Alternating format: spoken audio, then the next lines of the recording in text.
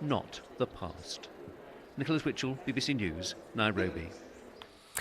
Well, as Nicholas Witchell mentioned there in that report, in 2013, the UK compensated more than 5,000 people in a deal worth £20 million. But as Anne Soy reports, not all the freedom fighters were paid, and the colonial past remains a thorny issue in Kenya. Kenya's former White Highlands, land previously exclusively owned by colonial settlers. It was the scene of a brutal uprising in the 1950s. Agnes Muthoni says she held the rank of a major in the Mau Mau Rebellion, a group proscribed by the colonial government as a terrorist organization. Her husband is buried here in Shamata, central Kenya. He was a general. The revolt is regarded as one of the bloodiest in the former British Empire.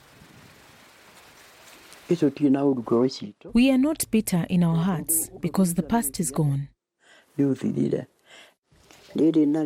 Agnes shows us a scar she says she got when she was shot at.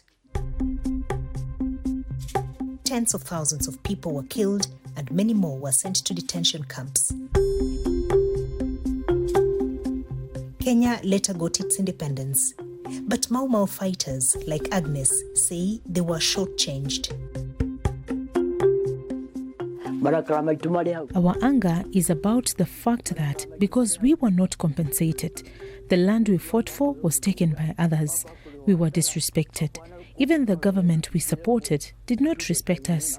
We don't know if they agreed with the British government to treat us like that. The leader of the Mau Mau, Field Marshal Dedan Kimathi, was honored in Nairobi only in 2007, a whole half a century after he was killed.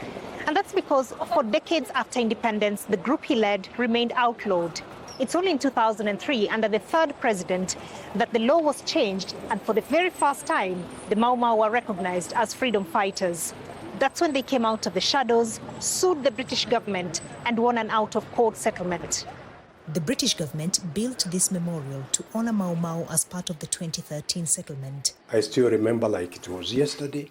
But lawyer Paul Muite argues that it's not enough. I urge His Majesty the King to know that acknowledging alone, without concrete steps, actions speak louder than words, without a commission of inquiry, without addressing the plight of those who have never been acknowledged and giving them a bit of compensation, will never bring a closure to this issue.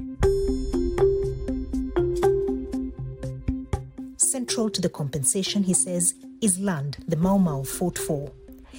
With the recent recognition of their role in Kenya's history and the King's acknowledgement, the last of Mau Mau veterans, like Agnes, hope their quest for land can finally bear fruit. Anne Soy, BBC News. Let's get some of